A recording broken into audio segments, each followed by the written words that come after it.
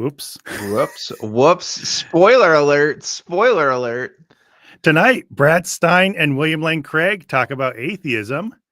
We take the first love dare and maybe something about the Mandela effect. Yes. All that and more on Zadanza.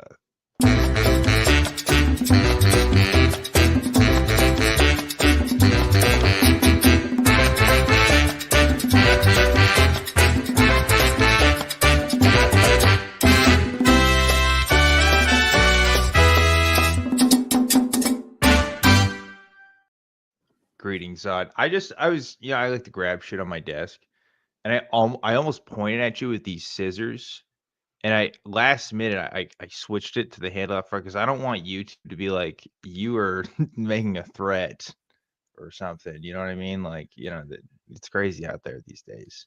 It's crazy. Yeah. Yeah. Speaking of crazy, Speaking of crazy. Whoa. Intellectual dream team, Brad Stine and William Lane Craig. Yes. As suggested by, oh my God, who suggested it? One of our viewers. Someone in the chat brought it up.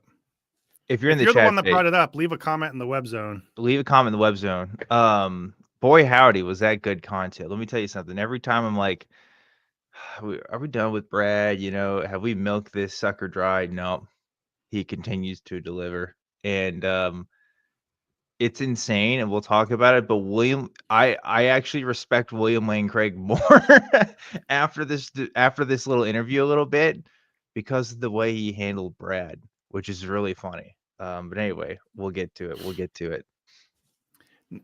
I guess you can always count on Brad Stine, among other things, to set the bar lower than William Lane Craig. Yeah, he really does in this case.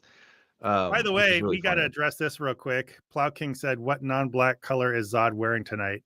Actually, because of this conversation, even though it doesn't show very well with his background, I am wearing black. So literally the first thing he said to me when we were on here together, he's like, "This is black. Do you see the difference?" Or what would you say? You said something like that. It was like testing me, which is crazy because I'm also wearing black, and it's still, I mean, obviously lighting and stuff makes a difference. Yeah, your show's more.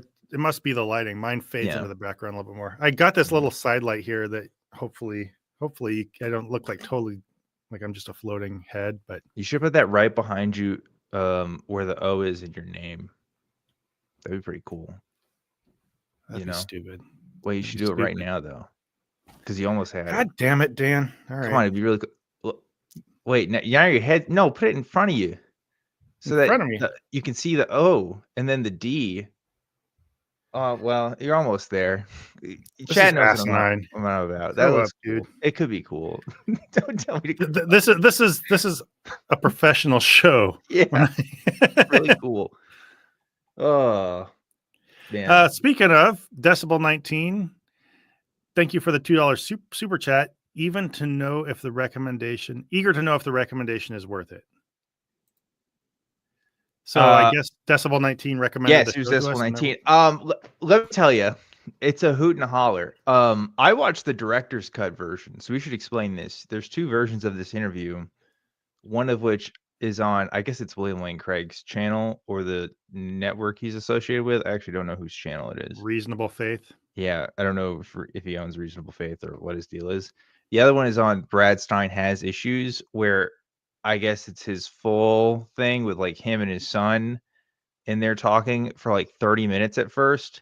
And I watched that version, and I wish I would have convinced you to watch that version instead, Zod, because there's so many nuggets in there. He goes on like a 10-minute rant about how he doesn't watch the Dodgers anymore because there was an event where a bunch of people dressed up as nuns, and like, people thought it was funny or whatever, and it was supposed to be like a joke, and he thought it was like people making fun of other people's religion. So he gave up on watching the Dodgers. Wait, isn't Brad Stine the comedy excuses everything? People need to be not so sensitive. And yes, also he brought up the fact that he doesn't watch the NFL because of Colin Kaepernick kneeling. And it's like, damn, dude, you're the last in 2025. Like, you still give a shit about that. That is incredible. That's amazing. Anyway, there's a lot of good information in there. Like little people, Kaepernick should just work a little harder. No, well, he said like, the NFL should have like done more, which like there was like a whole thing on that. Like Colin Kaepernick definitely got punished for that, but whatever. Didn't get It's like, punished enough. That is the American yeah, flag. no, seriously, he does that. He's like, oh, it's so disrespectful to all our veterans, blah blah blah.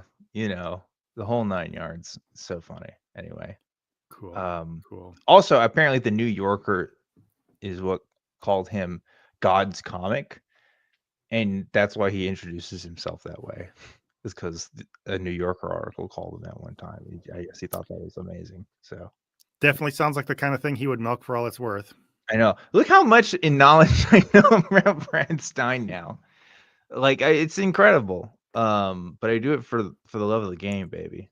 Anyway. Yeah, this started out all fun and games, and we just took ourselves to a dark place. We are experts in things nobody should know. This is like forbidden knowledge. It really is forbidden knowledge.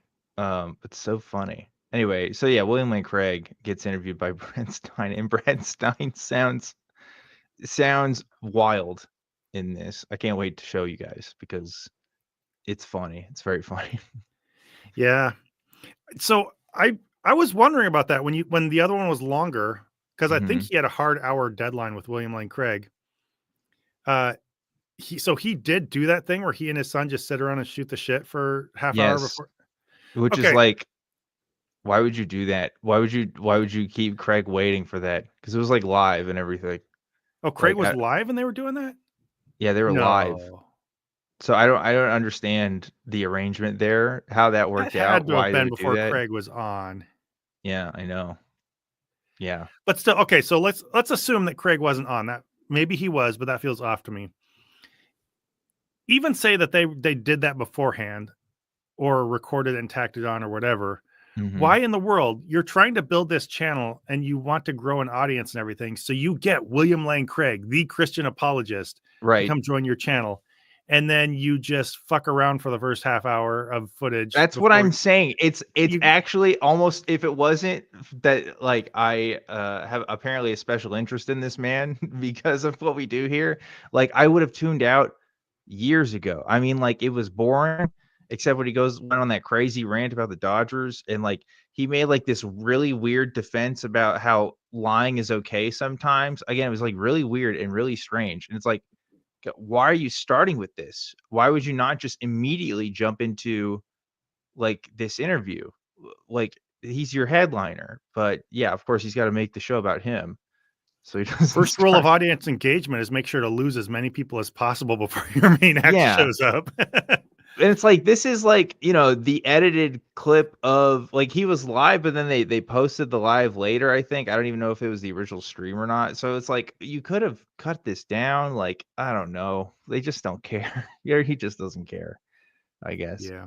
But anyway, should we get into his video? Yeah, let's do it. So this is William Lane Craig exposed the fatal flaws of atheists on Brad Stine has issues. Brad's was posted, I think, a few weeks ago, right? And yeah, it was. Craig's came out just last week. So Craig put up his a little later. And I guess this is Craig trying to, shout out Brad Stine, give him his little shot. And we were talking about this beforehand. Stine going for exposure. I'm sorry, buddy, you've been exposed. Yeah. You were, I wouldn't say he was a huge comic, but he made a name for himself. People knew who he was in the Christian community. He goes around to churches and stuff. And if after all that, you have a YouTube channel with 37,000 subscribers and like 100 people watch your daily stuff and maybe 1,000 watch your big produce things, you should take the message. But here he is, doing his grind. Yeah. But like, that's what's crazy is because like he obviously puts some effort into some things. Like his little background has all of his signage and stuff, and he's recording himself, and he has this little channel. So it's like he cares about some stuff, but it's like you're not even like, if this is your career now, I just don't understand why you don't try harder at some like very basic things. I don't know. Very weird. His sign too, that I don't think that's good branding. Like it looks like an old logo from like an oil company or something from Cars, the thing that's right behind his head in this video. Yeah, he probably likes anyway. If it's your hobby, if that's what you're into and you want to do this stuff, that's fine. Who cares, right? Like That's Yeah. cool. I mean, we do this shit and we're just fucking around.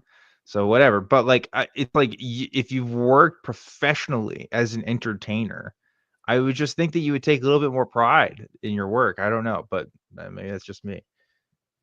Yeah. Even though we're not really hustling on this either to like grow a huge audience or make it into like a living, I still don't have my son hang out with me for a half hour live before we actually get the show Yeah. started. Like there's bare minimal things that you don't even have to like strive for audience engagement. You could try to not actively sabotage it, but I Yeah. guess that's not his choice. Yeah. Anyway, We're talking about a lot of stuff that you guys haven't seen, so we should show you some things and why yeah. this is so funny. This whole thing is painful, though. I should say it's not. I think we both want to show you some of the highlights because I don't know about you, Zod. That was awful going through that whole Oh thing. yeah. It was not fun, but So all I can say by way of introduction is they say they expose the fatal flaws of atheism. yes, And you probably know exactly what this sounds like. And the trick with something like this is, yes, it's an hour long, but there's so much on here that is like, this is as old as time. We've all heard this 1,000 times over, and they're acting like they're doing something new. And it yeah, would just be boring for us to sit here and debunk it. So talking about some of the highlights could be cool. And just, yeah. I think It looking at like the weird stuff. Like Brad asks William Lane Craig like the same question like 3 times. Because he's not like getting the answer that he wants out of it. There's like a weird moment. Anyway, we should just play some yeah, stuff. yeah, yeah. 'Cause it's like it's such a weird, uncomfortable thing. A lot of this, I think we can cover at the beginning, and then we can skip around after that and just Yeah, talk yeah, about the yeah. general idea of it. But Yeah. we'll start with our minute and a half cold opening, ladies and gentlemen, and Yeah, MPs. let's do it. Here we So go. what we have go. you discovered with them, Dr. Craig, about how they justify thoughts as opposed to brains? Well, typically, those who are physicalists or materialists who think that there is no soul or self distinct from the brain believe that our brain states are wholly determined by prior brain states. You never have to go outside the realm of the physical in order to explain your current brain state. What that means, Brad, is that mental states, thoughts, Oh my God. are causally impotent. They affect nothing. Your thoughts and brain states are determined entirely by prior physical states, and therefore free will is an illusion on this view. You may think that you have freedom of the will, that you're a significant, rational, moral agent, but really it's all Oh my God. illusory because mental states have no causal powers. Right. Well, That is their cold. I need you to understand. We didn't jump to a random part of this interview. This is the and Brad's gonna say like a few words, and then it's gonna cut to the intro. This is their cold open. Did that make you want to watch this fucking video, guys? Do you feel intrigued? Like, you know, and to be fair to Brad here, this isn't Brad's upload. This is fucking William Lane Craig's channel's upload. It's like, holy shit, guys. Like this was the most exciting part for you to tease people with in the cold open. Like you edited it to this part. You must have thought, I don't know. They must have just grabbed something. They were like, all right, let's just find something here and just run with it. Let's put this fucking clown's crossover up on our channel and make him happy. So like, this is the energy. They're like, listen, we gotta have this posted by 5 to meet deadline today. We're just gonna pick this. Like, it's oh my god, it's yeah. Anyway. It's not snappy. It goes on way too long. And when you doing a cold open is a little tricky because it's got to feel like a natural start, even though you're right in the middle of the action, right? Yeah. This just feels like we started halfway through the video and it's just someone rambling on. Right. Yeah. But this is the thing. It's a cold, like you can take a clip. You don't have to prepare for it. You can just take a funny part of an interview or an exciting part of an interview or a like a I don't know, just something that zings the brain just a little bit. Like there is nothing that made me want to click away from this video more than Yeah. William Lane Craig just going on and on about physicalism and just bullshit for like a whole minute. Like, and that's the intro. It's absurd. I It don't should be know. like a 5-second quip and then immediately go to some kind of branding or intro so that Yeah. the audience knows that was just, yeah. And Anyway. obviously the arguments here are just totally stupid. Like the idea of a mind being apart from the brain, that's a distinct abstract idea. We know that kind of stuff. And throwing God in there does nothing to add free will. So this is just the kind of total mush that you're going to see throughout this video. Yeah. It's all regurgitated nonsense. But one thing I would say, if it makes your viewing experience better, is whenever somebody's talking, always watch the other person, because these are both two people who have their own way of doing things and like to talk and like attention. And just even if you're watching Stine this whole time, he's like aggressively nodding and looking distracted, like he has ADHD. Yes. But Yeah, he really especially watch Craig when he's listening to Brad Stine talk. Yes. Because all of a sudden it dawns on him what's going on and what he's going to be doing for an hour of his time. Yeah. Yeah. Honestly, the highlight here is the way Brad asks a lot of these questions. Yeah. Which I want to point out. Like, William and Craig, he's going to go on and on about some of these answers, but Brad's interaction with William and Craig is the most interesting part of this whole interview, in my opinion. Yeah. All right, let's go. And that's their view. I mean, not an objection. That's their view. Yeah, well, they would have no other option because they've already closed themselves in, painted themselves into a corner about, materialism is the only access to information. Yeah, that's the cold open. Really good. Yeah, they really got the atheist good on that one. Yeah. Well, ladies and gentlemen, at Brad Stine Has Issues, as you know, as a comic, I have very eclectic guests. I've had sword swallowers. I have sideshow performers. I've had magicians. I've had physicists. I've had apologists. I've had atheists. I've had them all. But usually when I bring these people on, I think they're going to be interesting. They're going to be intriguing and hopefully inspiring. All truth is God's truth. I don't care where it comes from. And so I try to give you guys something you're going to find interesting and fun. But I'm going to give you full disclosure. This particular day, this particular guest is all for me. He is in my top 10 of people I was hoping someday I could discuss and talk to. He has been an inspiration to me in my apologetics. As you know, I'm an autodidact, so I have to just study on my own. I'm an idiot. I'm a comic. And so I need people's help and depth. And I mean, nobody does depth like the man we were about to bring on. He was also a double doctorate. So let's just throw that out. I mean, I'm not even a nurse, and he's a doctor twice. He also is professor of philosophy. He's a doctor. I'm not even a nurse. I'm not even a nurse. Like, what does that mean? Like, what kind of cornball? It sounds just extremely corny and vaguely sexist too. Yeah, it does, doesn't it? Yeah. Like, I don't know if you know this, Brad, nurses have to have training too. Like, you can't just be a nurse. You can go work at like Walmart and like they'd probably hire you. They won't hire you to be a nurse. You know what I mean? Like, I don't know. They might hire you to be God's comic, but they won't hire you to be a nurse. Right. He's probably like, I'm not even one of those girls who hands doctors things. Yeah. Also, so he said this too. What do you think is the atheist he's had on his show? You think did you ever look into that? Because I was curious about that when he I call a little tiny bit of bullshit on that. I don't think he's even tried to get atheists on his show. I'd be curious to see, especially the way he talks about atheists.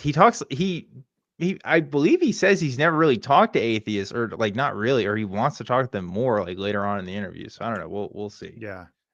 He frames this as though he really wants to understand atheists, but he can't get any, or somehow it's not worked out. So he wants to hear it from Craig instead. By the way, if you work at Walmart, your job and your value to society is still relevant. I'm not trying to put down people who like work 9 to 5s doing retail. I'm just saying there's a difference in qualification between store clerk and nurse. That's all I'm saying. Plow King said he might qualify to be the greeter at Walmart. I need to push back on that a little bit, because if I owned a Walmart, the last person I would want greeting customers that walked in the store. Yeah. There's a limit to how off-putting you can be. That's true. Yeah. and at Talbot School of Theology. I don't know if that's in Biola, but I used to be in that area. But he was also ranked 19th most influential philosopher. Are you ready? Maybe if this is in you're the having someone on world. and this is your scripted So intro. I don't know Yeah. if you can have Like know that school is as Yeah. part of his like prepared intro. He's like, oh, and I don't know if that's part of Biola. Like you had every opportunity to Google that while you're putting this together. Right. So I found out from watching the the director's cut version of this, because he talks to his son in a lot of these shows. His son, he pays his son to do a lot of the editing for his videos. I'm assuming his son just like gave him a quick bio to read off of. I sincerely doubt Brad Stine prepared anything. He doesn't strike me as the type. That's true. But he does give off energy in his incompetent, half-assed way of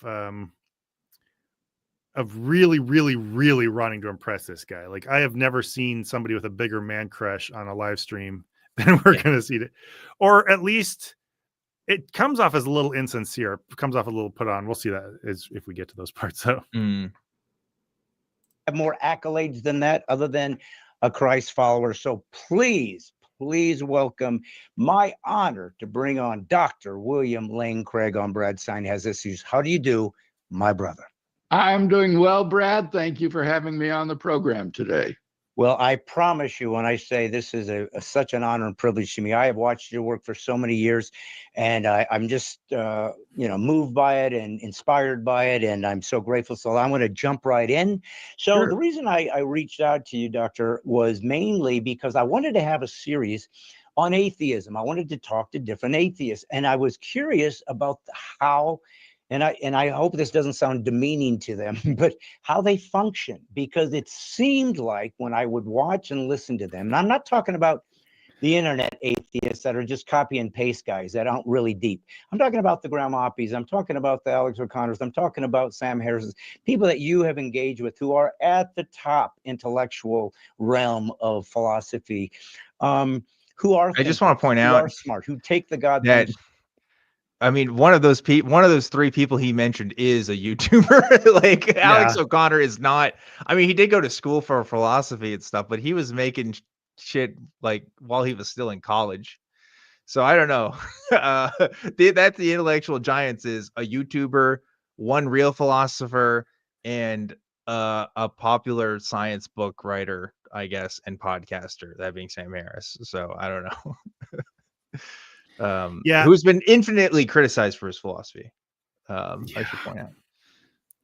This is really typical stuff. Like this kind of Christians setting themselves up as the gatekeepers of who the serious atheists are. And they do this a lot throughout this video. And I kind of, it's a little puzzling to me, but it kind of makes sense, because I think when you're really trying to insulate Christians from the outside world or from atheists, I think it really helps to be automatically dismissive of the majority of people they're going to encounter. So what they're doing just lets Christians just write off anybody they're just going to encounter on the internet or actually have a conversation with, and sets this bar of, I don't know, it creates this, like, I don't know, you act like you respect some atheists, but you're creating this very small curated subgroup of people that most Christians will never directly interact with, and that are probably so, I don't know, it would take a bit of investment and time to really get into their stuff, I guess. And it just seems like, I don't know, it's kind of gross, and I take exception on behalf of us and other people. I think it's just ridiculously dismissive. Well, this idea of like, how do they function? Like, have you ever talked to a person before? I don't know. Like, like he's apparently watched these other people, or at least he's name dropping them. Maybe he hasn't really watched their content, although he says he watches Alex's stuff later. They talk about Alex a lot in this, and by the way, to David, Alex is a pretty talented guy. I agree. Zod and I are both acquainted with Alex. Like he's been on my channel, and we've both talked to him in person. Like, for all intents and purposes, he's great. I'm just saying, like, he is a YouTuber. Like, don't get it twisted. No, like, he's just very popular. So that's, it is what it is. He successfully branched out, but that's really where his roots are with YouTubing. Yeah. But like, he's not like, I don't know, he doesn't have a doctorate in philosophy and has written papers on it or anything. He's made like good YouTube content. So, I'm not saying it's bad. More power to him. It's just like, I don't know how fair that is to talk about, this, I don't know. It's just silly. Well, and part of them setting up their curated list of good atheists is they pick ones that make certain concessions that they think are palpable. And that's one reason they're going to keep fawning over Alex, is because they think that he surrenders ground on things that, I don't know, they think make him a good one. Yeah. Anyway, we should play a little bit more of this clip and then go to the next question, I think. Yeah. But one thing I think is interesting here. I didn't even catch this the first couple times I listened to this. This is actually his way of setting up that he wants to do a series talking to atheists. Yes. So he said, yeah. Yeah, for some reason I knew that he mentioned wanting to talk to them more, but for some reason I didn't catch the part where this is like him kicking off a series of talking to them. Okay, I need to admit something to you. Yeah. So I heard him say that, and I went to Brad Stine's website, and I went to his contact page. Now, here's the thing. His webpage is a little broken because the message, like, how like you can like, send a message to somebody, right? There's no submit button. Like I wrote this whole message to him. And I put my email in there and everything, and there was no submit button. But he does have a book me thing for like events. And so I did do that, but you can't like put in a message there. So it's just so I did get an email confirmation saying that I did try to book him for a date. So let's see if he gets back to me. But I'd love to be Brad's guest on his endeavor for interviewing atheists. I just want to see what that would happen. I'm sorry, Zod. I meant to, I didn't know when I was going to bring that up. I wanted him to talk to me about it first, but you know what? Like, I'm just saying, it could happen. I just want to, manifest that. You sound like you're trying to come out to me right now. I'm just saying, because like, you're like, we should have a wall of separation here, but like, we're already talking about the guy. I mean, if he wants to interview people, why not us? Right? How fun would that be? Yeah, I really want to just get into it with atheists and find out what they're all about. So to kick that off, let me talk about them with William Lane Craig. Cool. Yeah. Which, okay, and I think this question, it might be the next one that starts it, but he's going to ask the same question like 3 times, which is really weird. But anyway, we'll keep playing.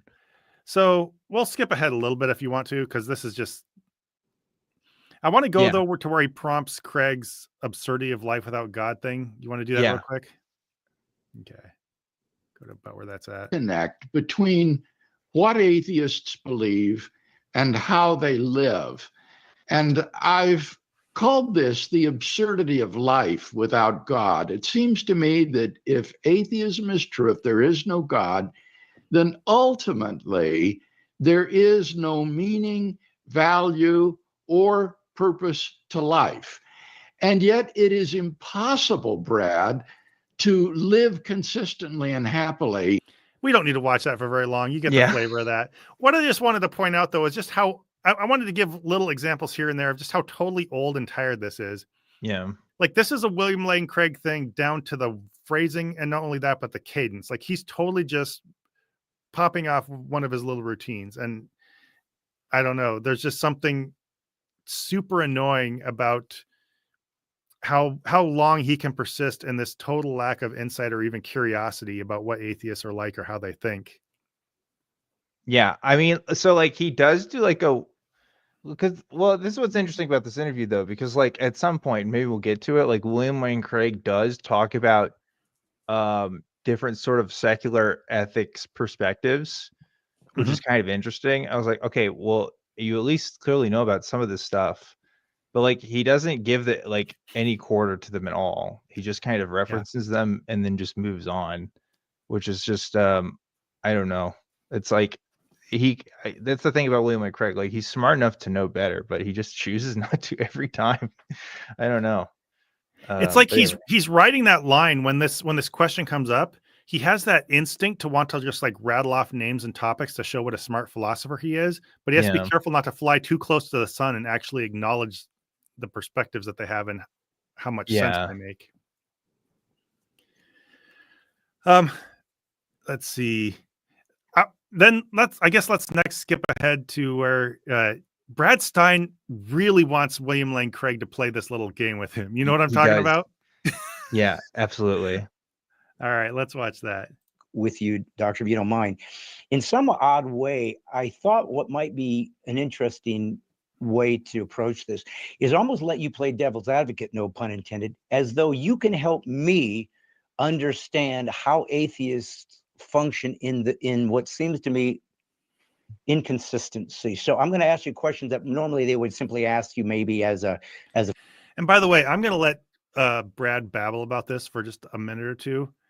Really watch Craig's face while he's doing this. Yes. What? Yes. Yes. This is 100%. This is Craig's huge oh fuck moment. What am I doing here?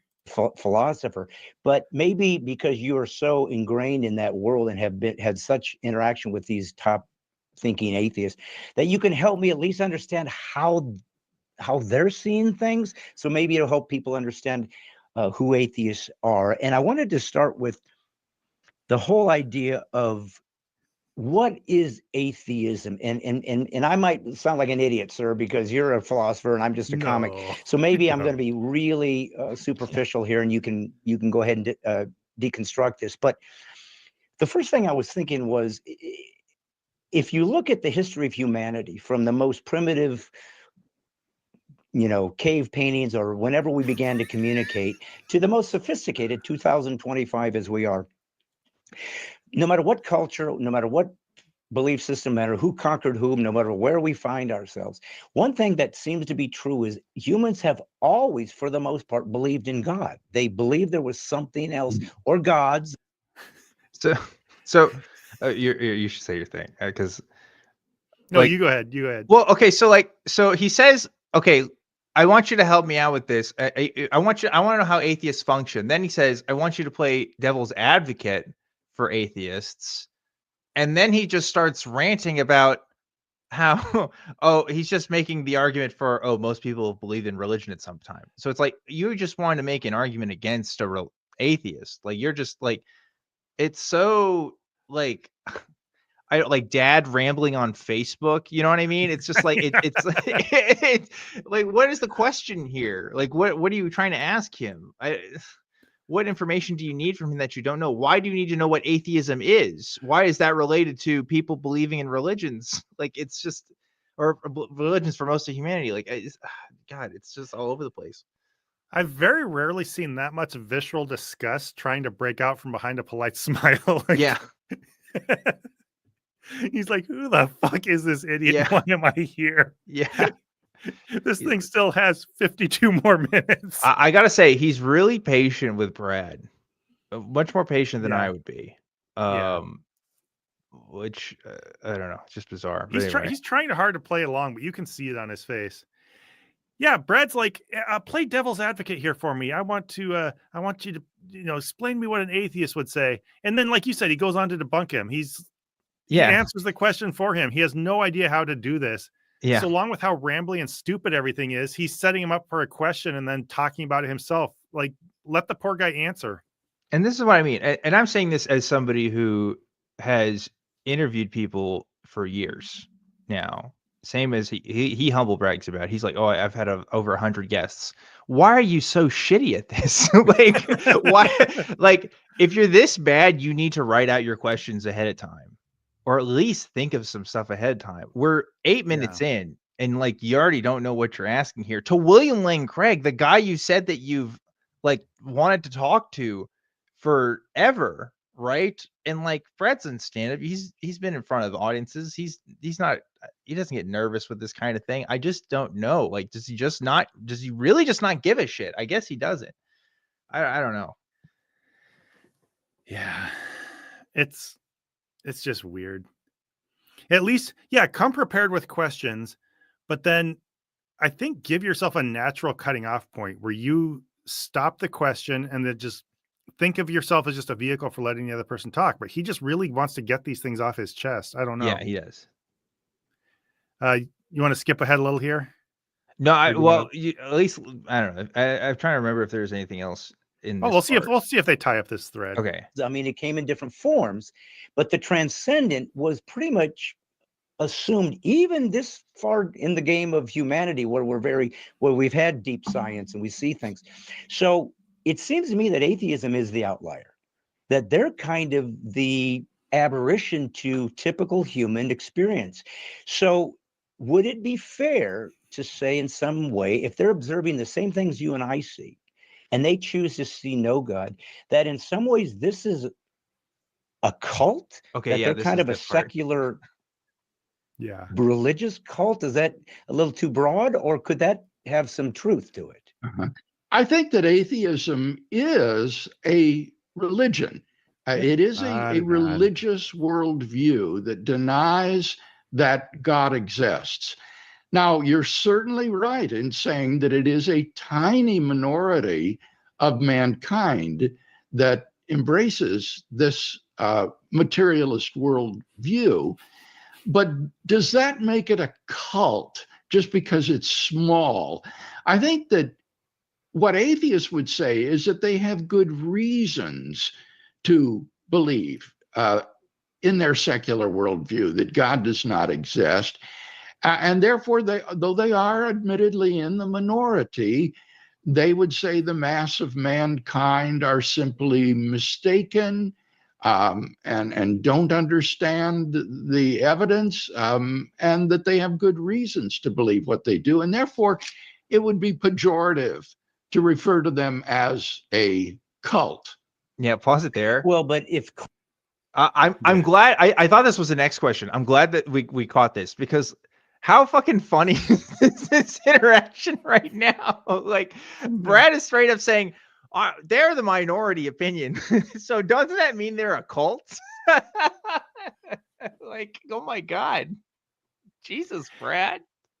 I love that Brad is so bad that even Craig is like, well, chill out on the atheist there, buddy. Yeah, I think you even might William Wade Craig is like, you can't just call them a fucking cult just because they're the minority view.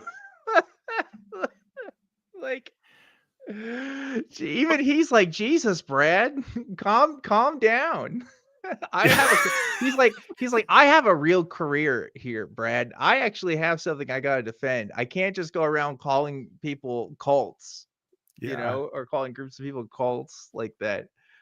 Like, oh my God, it's so funny. There were way better ways to answer that question, I think, in terms of explaining what a cult is and, you know, no centralized authority or anything like that.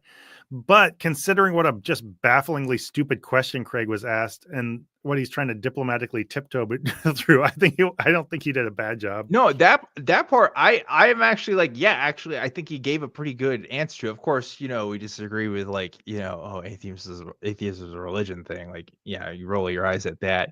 But you tell William Lane Craig is like, yeah, it's a pejorative term. I don't think we can just call them cults because they're at the minority world. Like, yeah, hey, Brad, it was the minority worldview that diseases came from tiny microscopic organisms that you can't see with your eyes. That doesn't mean that they were fucking wrong about that, Brad, just because not a lot of people believe that. Like, that kind of had to, you know, that idea had to spread over time. Like, I don't know. I guess he thinks if something's not popular, then it can't be real. It's just silly. Yeah, it's like Craig, beyond what he said here, in any other context, he would recognize that as like appeal to popularity and that's totally irrelevant. And he would hammer somebody on that hard if it came down to it. Yeah. But all of a sudden, we don't recognize that, you know, maybe there are some cultural reasons that most people are religious, and, you know, it's not as simple. I don't know. I'm not going to critique him too hard for that, but it is funny that this even comes up and it gets a little sidestepped. What a completely irrelevant argument that is. And of course, he calls atheism a religion, but blah, blah, blah. Yeah. Now, okay. And this is the part. This is where Brad starts to ask the same question over and over again, I think. Oh, and he shits the bed hard here too. Yeah. Like, yeah. Craig pushes back on him, and he doesn't back off and say, my bad. He like actually advances and tries to explain why he thinks atheism is a cult. Yeah. And his definition of a cult here is just lovely. Yeah. Let's go. Cult. Oh, wait, I'm sorry. Wait, we didn't read out the super chat earlier, which was from Decibel 19. Thank you again for the $2, saying William and Craig looks like He just entered the pins SOS. Yeah, he does look like, oh man, what am I doing here? And that's why I'm saying, like, I think actually I'm being genuine here. I think he like handles some of this like fairly well. Like, again, like he, we can roll our eyes at his beliefs about the, you know, atheism be religion, but I think he like says the rest of his point like really good, and this next part too I think he actually does really well with. So I don't know, like it's making me turn my opinion around a little bit, because like I guess the one thing worse than listening to William Lane Craig is listening to Brad Stine try to get his opinion in there, I guess. Yeah, it's like a jug of sour milk next to a pile of shit. Yeah. Yeah, Jesus. All right. But Yeah. listen to why Brad explains why atheism is a cult. Mankind are simply mistaken and don't understand the evidence, and that they have good reasons to believe what they do. And therefore, it would be pejorative to refer to them as a cult. Well, but if cult is, I think the standard definition would be that which is a derivative of Christianity, perhaps, or maybe it's a deeper meaning. But I guess what I'm getting at is, yes, it's so awesome. A cult is just a derivative of Christianity. Anything that's a derivative of Christianity is a cult. Amazing. That's a standard definition for a cult. It's a derivative of Christianity. We talk about that. I read that in the Oxford Dictionary of Philosophy. Actually, that's what they use to define cults. Yeah. And also, apparently, he thinks that atheism's an offshoot of Christianity, I guess, which I could see. Yeah, that's an interesting idea too. No, but that's so funny, because like Brad is actually kind of representative of the average audience member of Christian apologetics, who really do think that like atheism is just always a response to Christianity. Like it's either Christianity or atheism, and there's like no other options in the world, which is a really funny way to look at things. Like Christians don't even consider like Islam, or I don't know, like literally any other way of life. It's always a debate between, is the Christian God real or no Christian God? That's it. Which is, just very narrow. That's interesting. Bringing up Brad as like a stand-in for Craig's audience is a really interesting point, because it's like, I'd say that apologists and their audience kind of have a relationship similar to like a stochastic terrorist and the people that listen to and act on what they say. Oh my God. And Brad is calm down. Calm down, Zod. Calm down. No, but it looks like but I mean, like, you do something to play to an audience, and then what happens gets a little out of control or is a little ugly. And it looks like Craig is sitting here having to stare at the work of his own hand. Okay, yeah, I see what you mean. Like, yes, this is the effect. This is the effect that like Craig's words have had, which is like, oh, this is what it, or people like Craig, not Craig specifically, but but just like apologists generally, like they don't. Everything that's not Christianity is a cult. I don't mean that apologists are engaged in any kind of stochastic terrorism. I'm just saying that you do this measured, careful thing to get a result out of an audience, and it just turns your audience chaotic. And I think he's looking at that chaos right now, and he has to sit there and stew in it for an hour. A little bit. Oh man. Yeah. They should keep playing. Is if it's your worldview, if it's driving volition, every way you see the world, from the way you behave, the way you vote, who you marry, how you see morality, if the foundation of how you function reasonably and effectively and civilly is driven by a worldview, that's a religion, like you said. Yes. I mean, I don't know how else to put it. What else would you call it? So if they have chosen a religion that is, like I said, not only different than typical theistic beliefs, or at least I guess transcendent beliefs, then it just feels like maybe it is deeper. And the reason I think that, Dr. Craig, is because these aren't stupid people. These are really smart people, but some of them are. Yes. Okay, oh, well, I'm not talking. Okay. Yeah. Yes. Well, you would know better than I. Well, I guess I'm not talking about the internet atheists. So do you want to cut this one off right here? Bring this little segment. I mean, I kind of want to, I don't know. We can let it play through if you want. Brad's Decibel 19 chimed in again.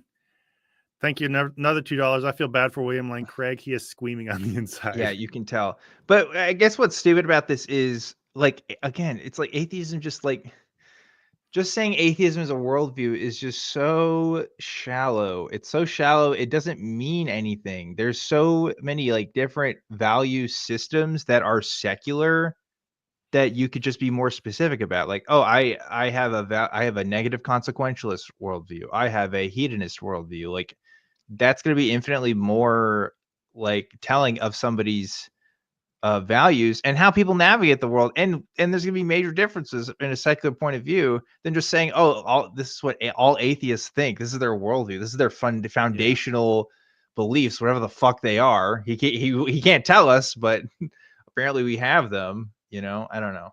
It's very bizarre and very stupid. I think you mentioned this before, but it's basically a problem of Christians see everything by contrast. Yeah. And so my son had once made an analogy to like being a Christian is like being in one room off a hallway, and you feel like that hallway is just a room and your room is the whole area. You don't have a sense of perspective that you're just one little thing. And so when you're sitting in that room, everything else out there belongs in a category, which is just not this room. And I think that's a little bit what these two guys are dealing with here. Right. They think as many different points of view as there are that can offshoot from atheism or just general secularism, to these guys, all of them are just the opposite of our commandments from God. And so they belong lumped together for some reason. It's completely stupid, but I can see where it comes from when you're a Christian. Yeah. It's just, yeah.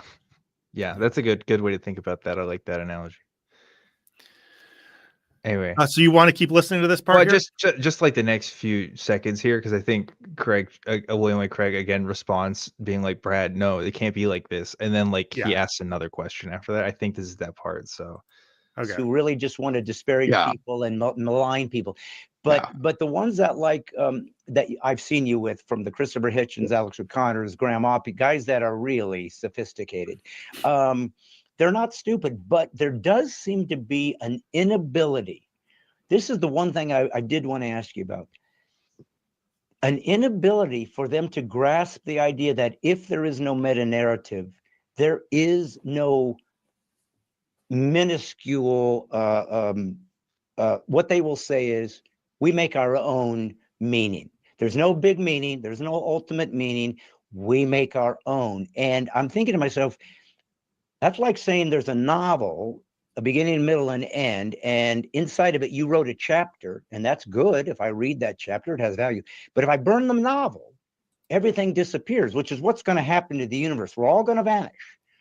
And yet they continue to act as though there's value in them inserting a chapter into something that isn't even going to exist in the future. So it feels like, what's the point? That's nihilism. So do they miss the fact that you're not really coherent in pretending that you can make your own meaning when there is none?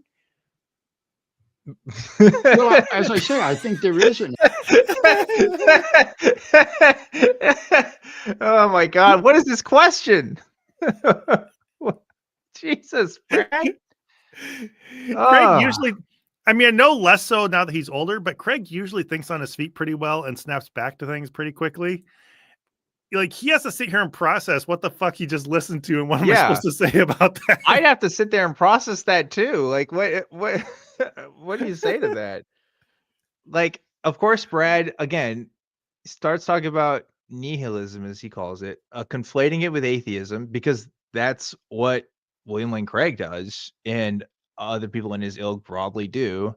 So it becomes very confusing when he asks this question directly to William Lane Craig, who is not an atheist, saying, how do these atheists reconcile it? It's like, he's not an atheist. Why are you asking him? But also, like, nihilism isn't the same thing as atheism. Also, he's not even talking about nihilism. He's talking about existentialism, because he's talking about providing like meaning to things. Like, that's not what a nihilist would say.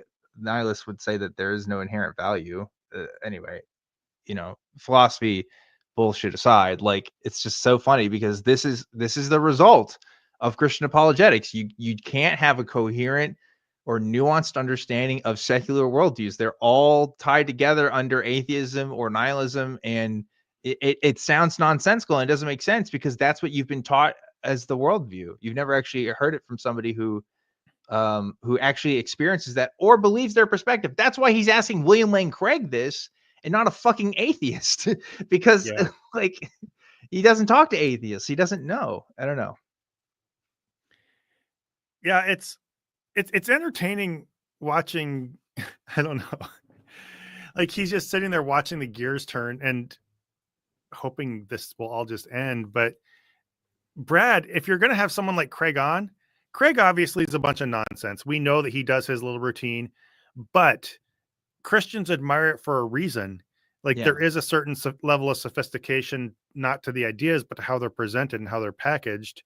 And they do impress Christians. So Brad, if you're going to have somebody like Craig on, just show up, ask him some questions and let him cook. Don't sit there and try to impress him by philosophizing him in front of him, because it's not what the audience came there to see. Right. And Craig is just going to get more and more irritated watching your sloppy half-assed attempts to bumble your way to logical conclusions. Yeah.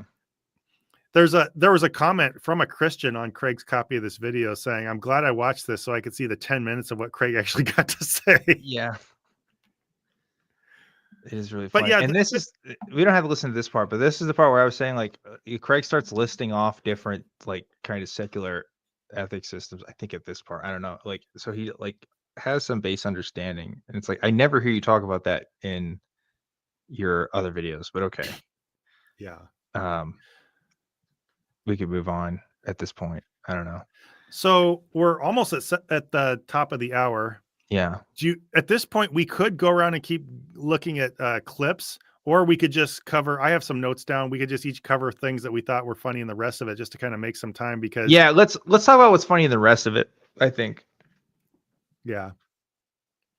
Because so these guys, I have a few notes here, but feel free. You go ahead and kick it off. Let me know what you enjoy. No, you go. You go ahead, because you probably have more extensive notes than I do. Yeah. Oh, well, I actually do want to watch this one part. Just Craig's reaction to. Yeah, when he asked the same question again. Yeah. Yeah. And he tells him, "I'm sorry if it seems like I'm still asking the same question." Yes, he says, "I'm sorry." Yeah, he does say that. He's like, "I'm sorry if I'm asking the same question again." What do you think is allowing them to sort of continue to function like things are normal and being inconsistent? I'm sorry if I'm re-asking the same question, but I'm confounded how they. I love how he goes, "I'm sorry if I keep asking the same question." And Craig's just like, yeah. But that's all this is. He comes back to this whole, I want to do the devil's advocate thing like 2 or 3 times. And the whole time it gets derailed and they just end up having the same conversation over and over again. Right. Partly because I think it's just a stupid exercise and Craig doesn't want any part in it. He has his routine, and partly because Brad won't stop long enough to let him answer the fucking question. Yeah. I do have one part I don't want to talk about. Can we talk about the part where they talk about Alex again, and Brad Stine is dumbfounded as to why Alex O'Connor doesn't accept the Kalam cosmological argument as convincing? Can we talk about that part? Yeah, let's. Do you want me to remove this and we'll just kind of chat about or do you want to actually show more sure. stuff?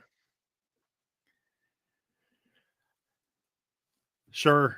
You want to go to it, or do you want to? Oh, well, I don't remember. I was thinking we could, if you had, because see, okay, so this is a problem on our part. See, I should have written timestamps down. I didn't write timestamps down because I was watching the other version of the video, and also I didn't want to go back.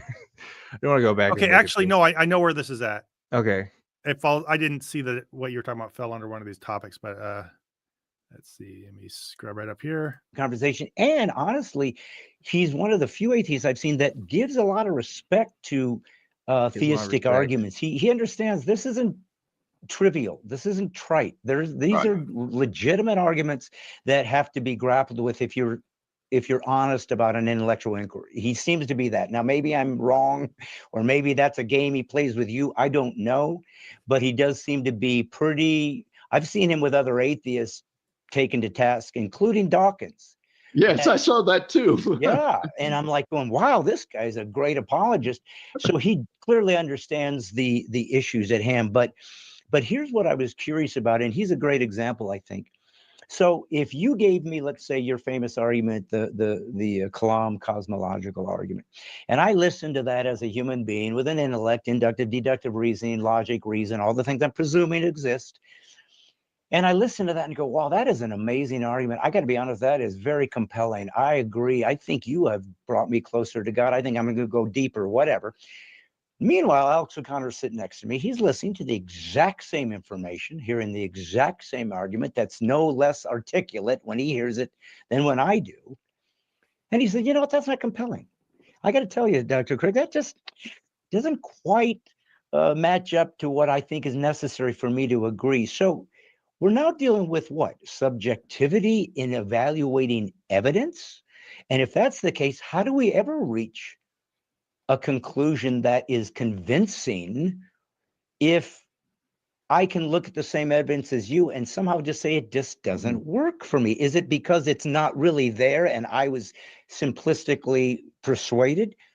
Or is he really not giving it the weight it deserves? Is it just because he can't, his mind simply won't comprehend it, so he assumes it's not real?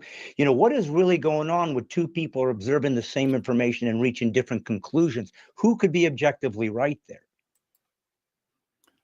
Jesus, Brad, what a fucking like God. Just write your questions out ahead of time, my man. This is so funny. He cannot accept the reality in which somebody who is as allegedly as intelligent as Alex O'Connor can't look at the Kalam cosmological argument and be like, well, I gotta be a Christian now. Yeah. I have to. I'm looking at the evidence, quote unquote, even though it's an argument. There's no evidence to the argument, as far as I'm aware. You know, it's just it's word games. It's everything that begins to exist. Oh, okay. That's the main claim. Therefore, you know, the universe began to exist. Okay. Well, how does that get you to Christianity, though? It's called the Kalam cosmological argument because it was made by a Muslim. Like it doesn't bring you to Christianity. It barely brings you to God. It doesn't even do that. It just says everything exists has a cause, basically. So I don't know. All it is expressing the fact that you come to a dead end when you try to think back causally to a certain point. Yeah, like that's really all that is. Your intuition breaks down when you try to think one cause. I don't know. Try to trace one cause back to its, or one effect back to a cause over and over and over again. It's right. But Brad's so dumbfounded by this. He's like, I don't understand. Why didn't Alex O'Connor immediately fall to his knees and pray to the Lord Jesus? I don't get it. You know? Yeah, really, all Brad did there is spent way too long stuttering his way through bafflement over the fact that people don't always come to the same conclusions when they have arguments. Right. Like, what a concept. That should not be surprising to you, Brad. You live in an extremely simple world. Yeah. I don't even think that if I sit there and have a conversation with a Christian, I should expect that result. Like you and I struggle with this a little bit because these two guys are sitting here talking back and forth about atheists, and it sounds a little shitty. And I always try to reflect on, to what extent is us sitting here talking back and forth about Christians and Christianity a little bit similar to what they're doing? I don't think it's the same, but I think there's a point where we could approach something similar if we're not careful. I think everybody has to be on guard against that. Yes, definitely. But they reach the point where they think that they're just completely confused and they think something's wrong with you if you don't buy into their arguments. And we see this from Christians apologists all the time. They're like just dumbfounded and totally irritated by the fact that I presented this and they just won't buy into it. What's wrong with them? Well, it's the fact that these are really complicated arguments or complicated issues. Number one, maybe your arguments are just horse shit. Maybe your religion spent centuries weaving these things together to justify itself. But at the very least, even if you ignore that, politics, religion, all this stuff, the reason you don't sit there and talk about it at work or at the dinner table and stuff like that is because we're all tiny people trying to come to conclusions, and all these issues are bigger than us. And you just have to give other people the graciousness of recognizing that they might come to different conclusions for reasons other than that you have the whole thing totally summed up and everybody else is wrong. Yeah. And they get into like speculation territory, which I never like, I don't know, everybody's done it, but it's not a great look. Like, they basically Yeah. start saying, oh, maybe Alex and people like him are that way because they get paid, like they get a lot of money, and it's hard for they're like, it's hard to change your mind when you get paid for it, which is so fucking funny. Talking to William Lane Craig about Yeah. that, like, that's his whole shtick too, man. Like, he's just on the other side of that coin. Also, like, again, as you mentioned, like, Alex makes content about other stuff too. Like, that's not his whole bang. He could stop talking about atheism stuff entirely and he would still do just fine. If William Lane Craig stopped talking about Christianity, he wouldn't have a career. Yeah. So I don't know where, that comes from. But yeah, like, they just start speculating about people's psychology, about why they don't accept Christianity to be true. It's dehumanizing. Alex would probably expand his audience many times over if he suddenly turned Yeah. Christian. And Like, that's how he expanded his audience, because he stopped talking about atheism. Like, he still does, but like, he talked about a bunch of other stuff too. Like, it's so they have anyway. this weird relationship with Alex where they just think he's the best person in the world because he takes these arguments seriously and he doesn't just badmouth and blah blah blah blah blah. Honestly, I think one of the reasons he's expanded his base not only is that he quit focusing so hard on atheism, and I don't want to say anything that sounds negative about Alex or anything like that, but I think he's been treading this line where he's a little careful about how he says things for the sake of making himself more palatable to a wider audience. And I don't think that's necessarily a crass view grab or anything. Some of it is just like in his conversation with Craig. I think most people know he was holding back because he wants to be able to get guests, and you have to give a little bit of room just to have the conversation. And so I think he's already expanded his audience base just by being a little soft on certain topics, at least publicly, or diplomatic might be a better way to put it. Yeah, I think diplomatic's probably a better way to put it. Yeah. So I don't know. I just think it's interesting that he's pulling back a little bit and being a little more careful with Christians, and that's actually increasing his exposure. And they're sitting here acting like going full on Christian would be like the end of him because all he knows how to do is sit around talking about atheism.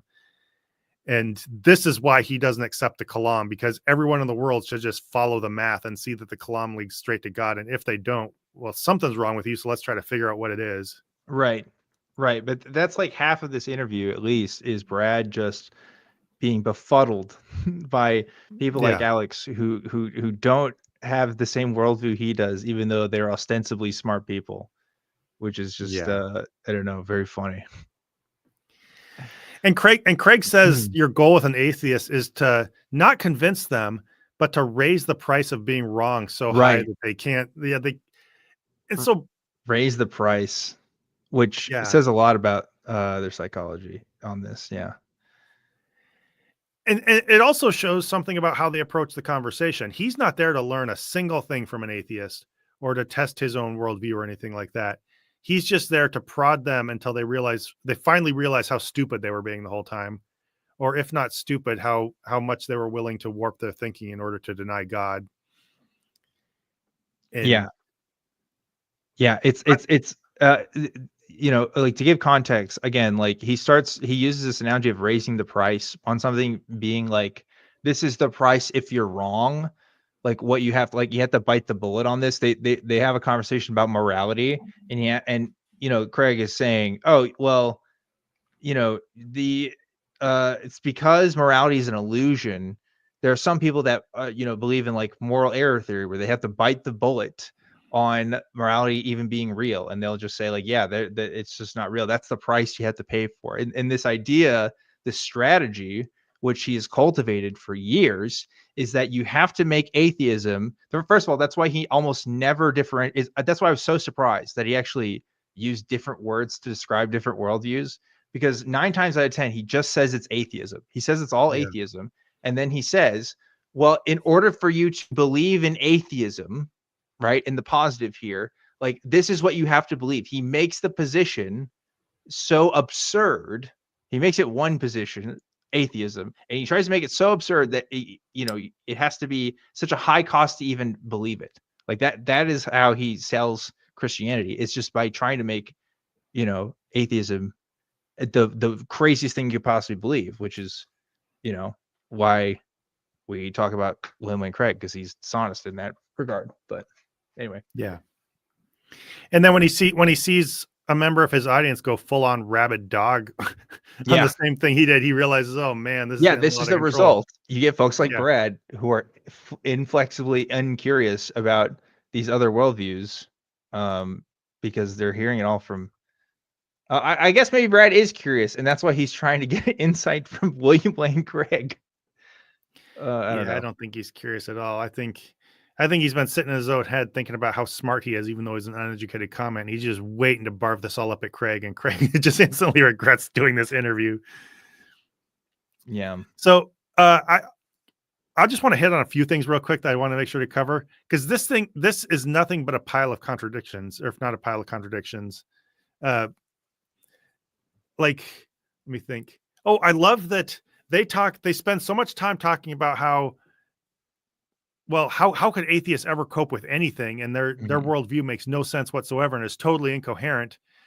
But then what they admire about certain atheists is that they show respect to Christian arguments. Like, they actually take this seriously. So they have this sitting demand that atheists always take them seriously and show respect for their arguments, after they just finished sitting there shitting on everything atheists say and everything they believe in. How could these guys ever even blah, blah, blah, blah, blah. Right. And also, Brad, I don't want to, Brad goes into how comedians have permission to say whatever without a filter. He goes on this whole thing about that, and I don't want to go in and play it. But he says that's basically, it fits with the whole, finally it's legal to have comedy or whatever. Right. Comedians can laugh at everything. They have permission to say whatever. They tear the king down and blah, blah, blah, blah, blah. So full irreverence. There's no holds barred. But then almost a few minutes later, he turns around and is just like, it's so disgusting how I don't understand how you can be patient with them, the way they degrade Jesus and Christians and blah, blah, blah, blah, blah. It's like, well, which is it, buddy? Is everything up for question, or is it open season on all ideas? Can you say whatever you want, or are you going to be this offended over anybody who pushes back against your religion or that you find disrespectful? Yeah. And it's so funny because he is that guy. Like, on his website, he has the tagline, like, laugh while it's still legal. Like, he is that. He's one of these comedians. We were talking about this like a week or two ago, why I've just like I just kind of don't like most comedians these days, because they all think they're these free speech warriors. They're really doing, literally in Brad's case, the Lord's work in tearing down these things and making speech free and all this stuff, when 90% of the time it's just like bullying minority groups or just like wanting to say a racial slur when you can't. I don't know, it's just some bullshit. Like, I don't know, or be racist in general. It's just it's nothing really new or interesting, but we already knew that. So that's exactly what I saw here, was just bullying. Like, he sits there and just shits all over atheists, but there are the good ones who have respect for our ideas. The good ones. Okay, cool. Yeah. But then there's one other little thing I wanted to bring up, just because I thought it was interesting, considering the whole history of the whole low bar bill thing, where Craig says that Christianity is so appealing and everything about it is just like so fulfilling and stuff like that, and so pleasant that even if there were a 1 in a million chance, that whole thing, right? Yeah, right. But then I don't know if you remember, a little toward the end of this, Brad starts talking about how just completely difficult and awful being a Christian is. Mm-hmm. Like, he basically says Christianity's terrible and nobody would do it. Nobody would want to do it for any reason of human nature. And it's basically a huge sacrifice. So basically he's talking about Christianity as if it were marriage without the sex. You're right. And right. And exactly. so it's like, I love how just often, when they're not contradicting themselves within this stream, what he said just totally undercut one of Craig's main arguments for the epistemological burden Christianity carries. Right. It's like, Christianity is the best thing ever. Everybody wants it. You're going to get life meaning and life purpose, but also it's really hard. You have to think about it every day. But we're not extremists, though, even though it does navigate and affect my life every single day and literally every single action that I do. But it's the atheists. They're the ones with the worldview where it just undercuts everything they do. You know, it's Yeah. ridiculous. Anyway, I think that's all I have. This is all Yeah. pretty silly. Yeah, Um, that's the good stuff, honestly. Yeah. You know, I think but- we probably already beat this dead horse long enough. So I think. Do you want to do the first love dare? Oh yeah, let's go to the love dare. All right. I'm so glad that we're doing this because, you know, my wife, she really needs to get this from me, I think. You need to dare to love. Yeah. And so I'm glad I'm going to be learning some tips on how to All do right. this. For So this those is of only- you who aren't aware, we should paraphrase for people who didn't watch last week, or not paraphrase, but introduce this. So what is this book called? It's just Love Dare, right? So Love dare. Love Dare by I don't know, Squinty McPatterson. Squinty. No, I think it's the Kendrick brothers. Kendrick brothers. They're the ones that make the Kendrick brothers movies. They made a movie called Fireproof. Having Sex with a Firefighter. And they made a book that was related to it, and they made 1 million copies. And we're doing a dare every week. That's what we're doing. Anyway, that's the best intro I can think of. Go ahead. Yeah. So they made a movie called Fireproof. It's all about They would make these Christian they would make these Christian movies that are all on a certain topic. So one was just about general honesty. Most of them have to do with family. One's about a guy connecting with his son. This one's about a firefighter trying to fix his marriage. So when his marriage is in shambles, he's screaming at his wife to the point that you would want to call the police if you saw it happening. He's right in his face, like just totally ripping into her. And so he decides, I don't think he's represented as a believer. He's an atheist, or at least not much of a Christian at the beginning of the movie. And so he has this conversion experience while he's doing the love dare. So his dad, like anything that'll get me laid. He's one of those guys. It's like, yeah, sure, you believe whatever you want, as long as I get what his I need. The love dare in the movie is presented as something his dad wrote up in, I think, kind of a little notebook or something, right? Where he tells his son, do this task every single day. Just do one dare every day, and it'll fix your marriage. Right. And we talked about why that was shit last episode. Yeah. So you can watch the end of last one. So anyway, day one is love is patient. We open with a verse. Be completely humble and patient. Be completely humble and gentle. Be patient, bearing with one another in love. Okay. Ephesians 4:2. All right. Love works. Yeah. Love works. It is life's most powerful motivator and has far greater depth and meaning than most people realize. It always does what is best for others and can empower us to face the greatest of problems.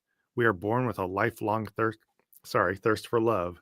Our hearts desperately need it, like our lungs need oxygen. Love changes our motivation for living. Relationships become meaningful with it. No marriage is successful without it.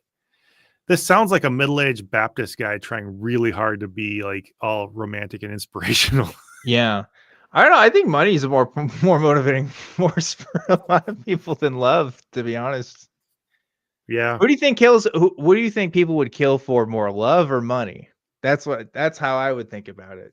If we're talking about most motivating force, depends on both, but I would say the average person is going to find themselves in a situation where if certain things happen, I think you're more likely to be triggered by love, if it's in the form of jealousy. Yeah, who knows? Yeah, there is that. But anyway, yeah, my wife and I, we watch these. Sometimes when we're just sitting around doing jigsaw puzzles, which is what old people do.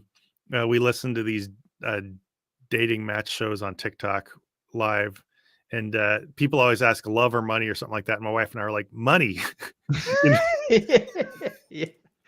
Yeah, I mean, like for real, if you have butterflies in your stomach with somebody or whatever you call it, if you feel in love in the moment and the person doesn't have their shit together and you're not gonna be able to make a living, that's not gonna work.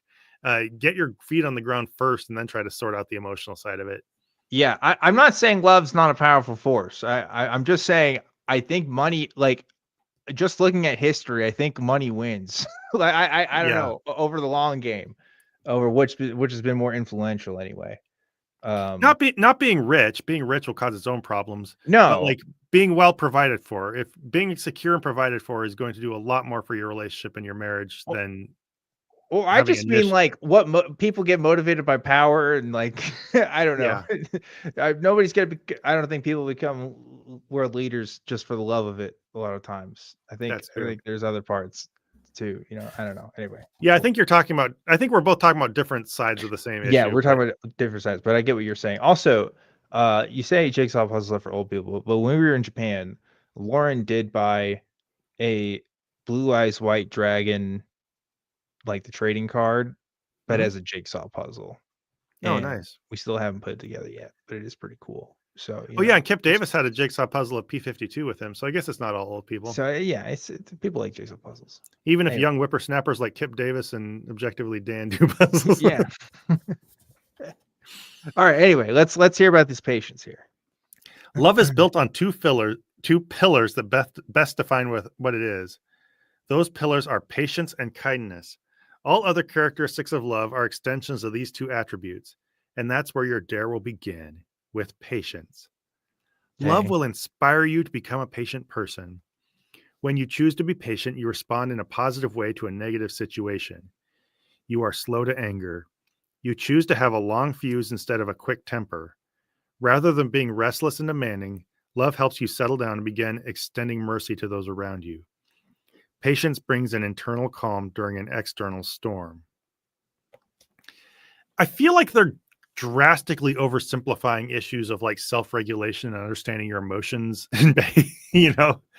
Okay, elaborate for me there. Well, when something gets us impatient or sets us off, you know, you really have to understand yourself and know what, like this. I'm just saying this is becoming more patient, you know, internally and then in your reactions is a lot more complicated than choosing to love. You know what I mean? Yes, I agree. Like if I'm getting pissed off at my work, you know, I'm not going to choose to calm down because I love, I don't know, a customer or something. Like I'm going to do it because I need money. See, it goes back to money here, Zod. I think it does. But anyway, yeah, there's definitely more motivations than just love that could be used for patience. I don't know, but yeah. Well, also it's not just a matter of being motivated. Like, oh, I don't want to react like this because I love a person or I don't want to get fired from my job or whatever. Yeah. You actually have to learn to understand what's going on inside yourself, regulate it a little bit, keep yourself out of situations, or at least know how to take a breath. All that stuff is more complicated than, but that's again, Chris, like we said last time, Christians see everything in very black and white things. It's all about making the right choice. In this case, the choice to love. You're right. It is about it. Yeah. It's about choosing to love that person, even if they're pissing you off. And that's all it is at the end of the day for them, you know, because you have to love them for some reason. And if you're not regulating your own emotions and you're just sitting there seething and smiling at your wife between your teeth, she's going to know it. Like so you can't just fix this by making a choice to be, making those choices to be nice are good, but you got to work a little harder than that. Right. And that's all the insight this book is lacking. No one likes to be around an impatient person. It causes you to overreact in angry, foolish, and regrettable ways. The irony of anger toward a wrongful action is that it spawns new wrongs of its own. Anger almost never makes things better. In fact, it usually generates additional problems. But patience stops problems in their tracks. More than biting your... Sorry, turn the page. Oh my God. Lip, more than clapping a hand over your mouth. Patience is a deep breath.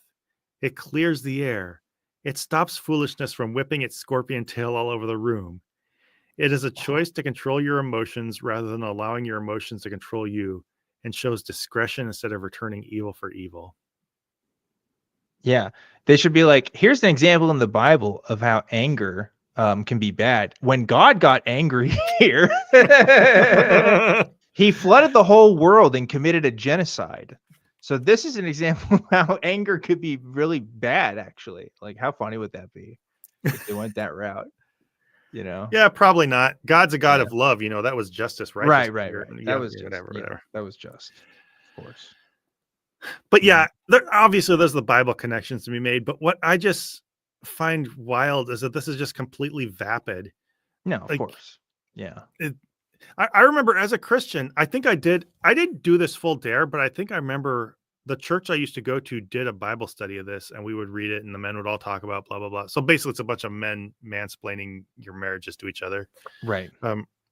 And every time I read stuff like this, or the purpose-driven life or whatever, I even as a Christian, I'm like, I just felt at least deep down that this is all just fluff and it's not saying anything to me. And it, like, I don't know. I never found it interesting or useful because it's just rattling off surface level platitudes. Well, Zod, this is a book for people who don't read books. You know what I mean? Like it's not going to be appealing to you or me. But yeah, it's what did the paragraphs you just read really saying? You have to choose to be patient with somebody because you love them. That's it. That's really what they're saying. But they took a really long, like Brad Stine's questions to William Lane Craig. They took like 3 years to get there. Yeah. And by the end, they confused you. I'm not saying that this needs to be written like a doctoral dissertation, or, you know, I know that this is meant for a mass audience. But what I guess what I'm saying is when that mass audience comes, this book promises a certain amount of help, and it very much over promises. But when they show up and they read through this stuff and it appeals to their simplistic idea of how relationships and everything works, and they read this book and they think they found a solution, I think that's a problem. Yeah. If you have these kinds of issues, you should be getting referred to something that's a little deeper, and probably not something you just fix reading a book. You got to go like talk to a counselor and get some actual help. Right. And so this is just basically a giant placebo. I know that the average person sitting in a pew isn't going to read, like, just sit down and read self-help stuff that's, you know, actually therapeutically consequential. But yeah. So that's how Willis says succinctly, don't be a toddler. Yeah. Be an adult. This is what it is saying. Be an adult and take control of your emotions. Okay. Sometimes that's hard, though. Yeah. Are you going to help with that book? No, they're not. They have to toe the party line here, which is stay with your spouse at all costs. Doesn't matter how bad things get. Stick your face in the mud if you have to, and stay and enjoy it. Learn to love sticking your face in the mud. You can't leave it. This is where you belong. This is your place because God has ordained it. That's what this whole book is going to be. And if you're gonna do anything bad and unkind, I have 2 words of advice for you. Quit it. Quit it. Stop it. It's basically the Dr. Phil approach to therapy. Hey, guy. Don't do that. Hey, you're trying to rob me? Guess what? That's illegal. You can't do that. You know how sometimes your emotions start spinning out of control and you want to say something angry? Well, just don't do that. Just don't do that. That's basically, I mean, they do go an inch deeper and are like, well, take a breath and then don't be angry along with not reacting. Yeah. Take a breath. Don't be angry. All right, let's wrap this chapter up. If your spouse offends you, do you quickly retaliate or do you stay under control? Do you find that anger is your emotional default when treated unfairly? If so, you are spreading poison rather than medicine. Wow. Anger is usually caused when the strong desire for something is mixed with disappointment or grief. You don't get what you want and you start heating up inside. It is often an emotional reaction that flows out of our own selfishness, foolishness, or evil motives. Well, that's a reasonable thing to recognize. Selfishness or evil motives. That's where anger comes from. Boy, okay. I'm angry at the racial injustices in America. I guess that's from my evil motivations, you know? I would say the first sentence actually explains something reasonably okay about what anger is, which is when you want something and you basically have frustrated expectations, even though I'm probably reading more between the lines than actually resides in that paragraph. But they start touching on something that makes sense. But yeah, as soon as they call it react out of foolishness or evil, then you're turning it all into a dichotomy where, you know, be righteous or be sinful. Yeah, they're again, this whole book is about accepting the status quo and do not deviate from it. Yeah. Or be angry at the system that holds us and oppresses us. Yeah, and that's the thing, I guess. Some of this stuff can be reasonable explanations of how anger works or whatever, but all the real conversation relies in the nuance, and that stuff they're never going to touch on. Right. Patience, however, all right, listen to the words of Master Yoda. Mhm. Patience, however, makes us wise. Wise does patience make us? It doesn't rush to judgment, but listens to what the other person is saying. You know, you could rewrite this whole thing in Yoda talk and it probably sound vaguely wise. I'm sure there's like a Google translator for that. Yeah. Patience stands in the doorway where anger is clawing to burst in, but waits to see the whole picture before passing judgment. The Bible says, "He who is slow to anger has great understanding, but he who is quick-tempered exalts folly." As sure as a lack of patience will turn your home into a war zone, the practice of patience will foster peace and quiet. A hot-tempered man stirs up strife, slow to anger calms a dispute. Proverbs. Statements like these from the Bible book of Proverbs, are clear principles with timeless relevance. Patience is where love meets wisdom, and every marriage needs that combination to stay healthy. I love how this book is very surface level, but even its verses are even more shitty than the advice they give. Like, Yeah. nothing in the Bible explains even the surface level stuff they do. But they just have to kind of pay lip service and call it like timeless wisdom. Right. Patience helps you give your spouse permission to be human. It understands that everyone fails. When a mistake is made, it chooses to give them more time than they deserve to correct it. It gives you the ability to hold on during the tough times in your relationship rather than bailing out under pressure. But can your spouse count on having a patient wife or husband to deal with? Can she know that locking her keys in the car will be met by your understanding rather than a demeaning lecture that makes her feel like a child? Can he know that cheering during the last seconds of a football game won't invite a loudmouth laundry list of ways he should be spending his time? It turns out that people are as hard to live with as an impatient person, or few people are. What would the tone and volume of your home be like if you tried this biblical approach? See that no one repays another evil for evil, but always seek after that which is good for one another. Few of us do patience very well, and none of us do it naturally. But wise men and women will pursue it as an essential ingredient to their marriage relationships. That's a good starting point to demonstrate true love. This love dare journey is a process, and the first thing you must resolve to possess is patience. Think of it as a marathon, not a sprint, but it's a race worth running. Was there a dare in there somewhere? What was the dare? So that's the chapter explaining patience, and then they have the dare at the end. So I'll read the actual dare. All right. I was like, where's the challenge? That was boring. But no, seriously, it's like, yeah. Is your wife, fellas, does your wife yell at you about football? You know, like, I love that shit in there too. That's really great. Women, am I right? Hey, listen, is your wife nagging at you because you left your kid at school again because you were too busy watching a football game?